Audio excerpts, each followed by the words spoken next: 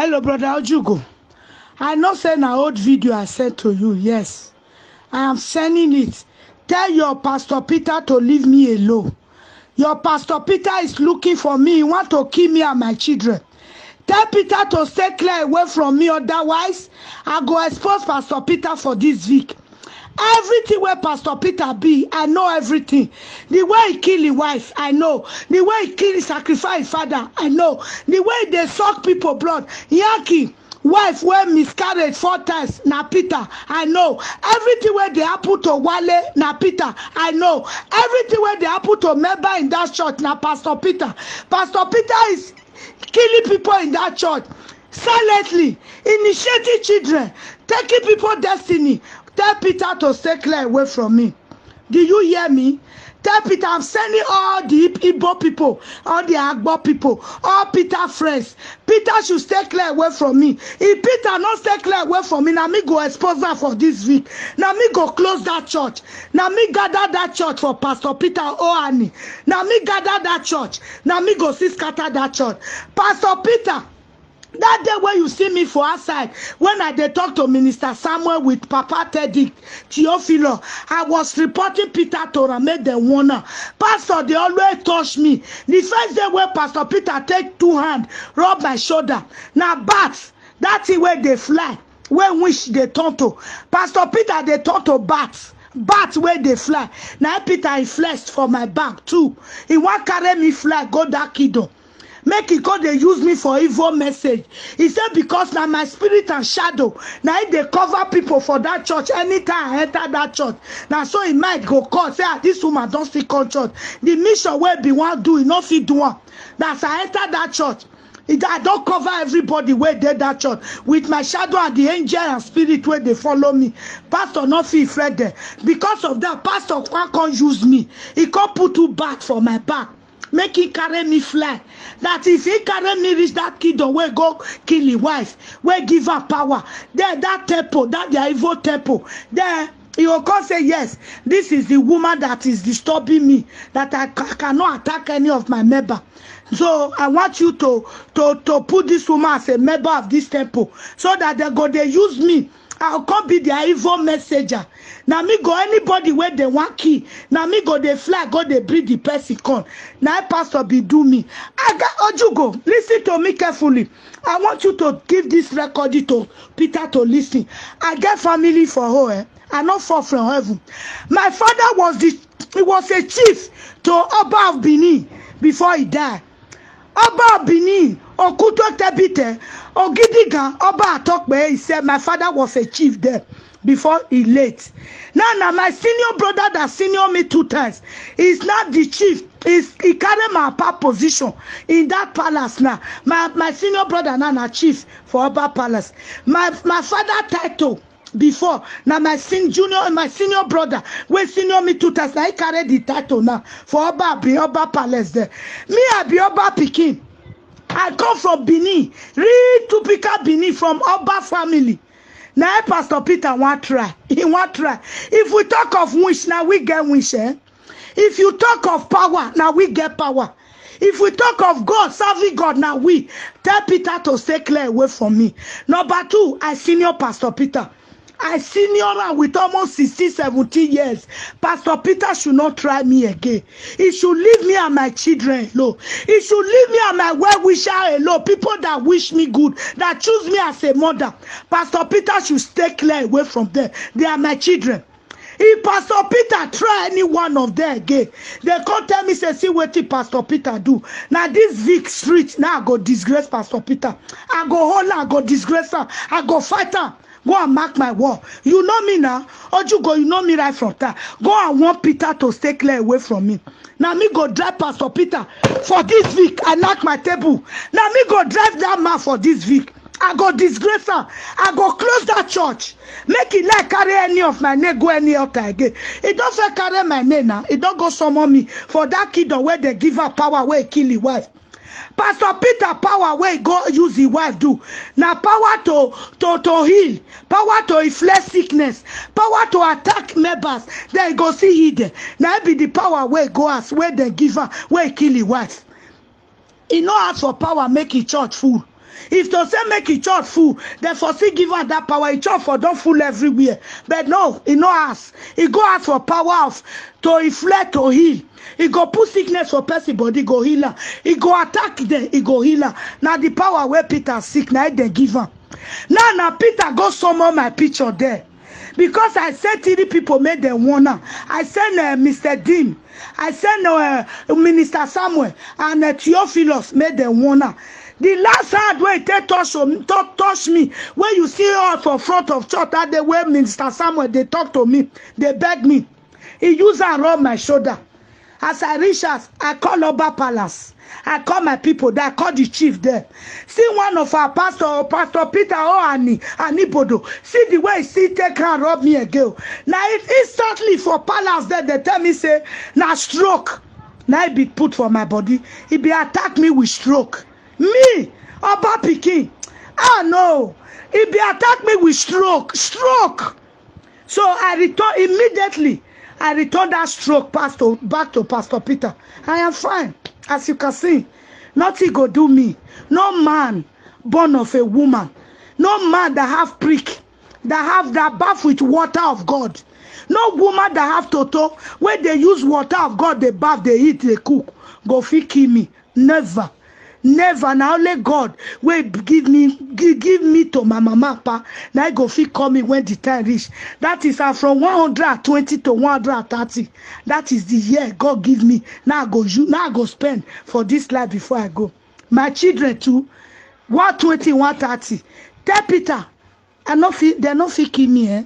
So one Pastor Peter to stay clear away from me. That stroke where put for my body, that day when you see say they talk to Minister Samuel, I don't return her back to her.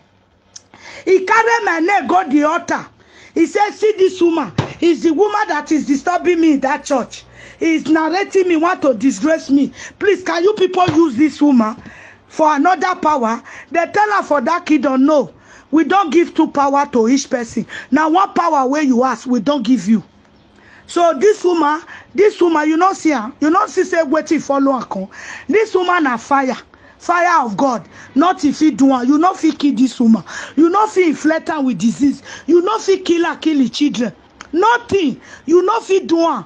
The only thing you fit do where you go get peace for that land where you dey. Go and beg this woman. Go and beg for forgiveness. Because you don't to disturb this woman. Go beg her. If he forgive you, you are free. If you not beg her, this woman, it go scatter your church. Your church go close and you go run for that land of Vic. Now wait till they tell Peter for that altar. Tell her, it not shock you. It not shock you now. How many times they know what that they tell Peter for that altar? It not shock you. When I say they look me say me I be ordinary person. Me I be child of God though. God will open my eye. Every time afternoon, God, they open my eye, they see something. It not shock you. It go shock you. Now, wait till they tell Peter, they say, go and beg this woman. If you want peace, you want to live in that land of it, go and beg this woman. Because if this woman vex, it go drive you for that land of it. All your church go scatter. And I'm ready. I'm going to scatter that church. Mark my word. Since Peter say, now me gather that church for Peter. I be use all my church man to follow Peter. He not give me evangelistic post. But now me choose evangelistic post by myself. I gathered that church for her when we were in Manor Church. This Casa Barata, I gathered that church. But now Peter say na me want Jews for sacrifice. You know how many times don't attack my children? He don't attack Isaac around December time. December time be one let me use cry theater December. That people come they ask me say, Mama na how it happen na? Mama na how it happen?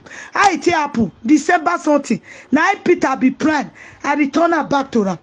Then this June, it be one say attack Nana.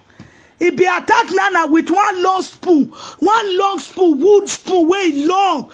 He come my house because they shock my son to death. With that long spoon where they use for their kingdom. But I beat Peter. That night I beat Peter. That was on the 4th of June. Daybreak night they said TB Joshua died. I beat that Peter that night. I break his leg. I remove his 2 eyeball. His 2 eyeball I remove. I throw away for bush. I throw away Peter for bush.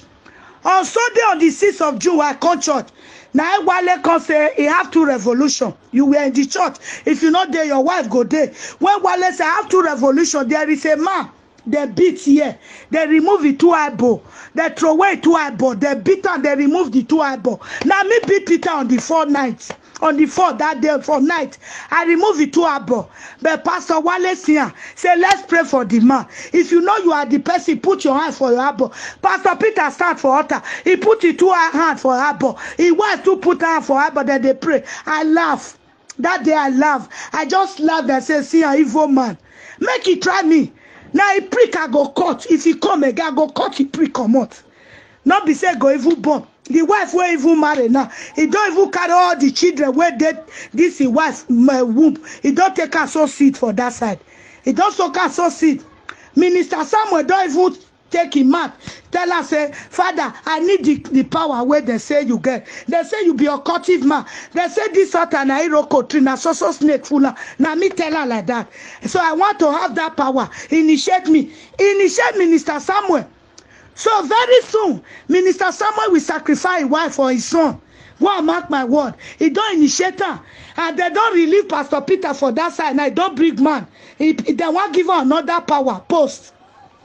But tell Peter to stay clear away from me and my family and my loved ones. He know my loved ones now.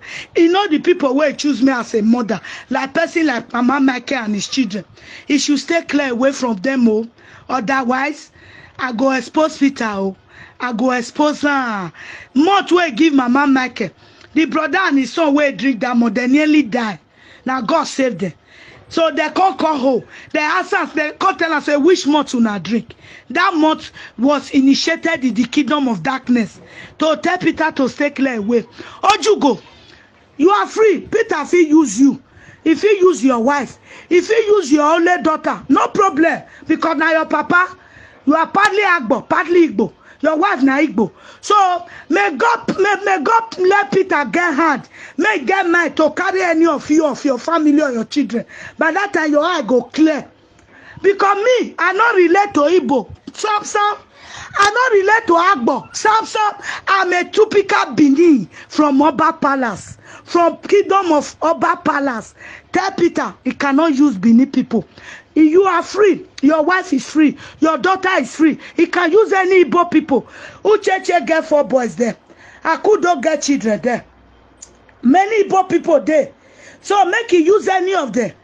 Mivu Isha people there. Where he love her. Make he use them. Tell Peter to stay clear away from me. Send out this voice record. If you listen, let me share that to her. Okay? Thank you. God, you they send me something, I they see him. Now make me see they send you waiting me they pass through. Exactly where this man talk. This audio video 2017 where this man talk. Now Peter there now. As God take catch this man. Now so God go see catch Peter, go expose him. Peter go sit down, he go confess, he go die. Go and mark my word. Disgrace, I go enter Peter for this week. Anywhere I see her for Lakaye, I go disgrace Peter. Either he talk to me or he not talk to me, I go clap hand for no. I go disgrace Peter for this week because he don't try me. I will say he never try me. Now Peter don't try me several times. He don't try my son. He don't try my daughter. He don't try my nana, all my children. He don't try me 2 times. First one, I put bats, make I follow a fly, make they use me for evil message. The second one, come take and rob me for stroke. Tell Peter, I go disgrace her. I send you this message. So send that to her. All of una be the same thing. All of una be evil. Evil men, evil women in that church.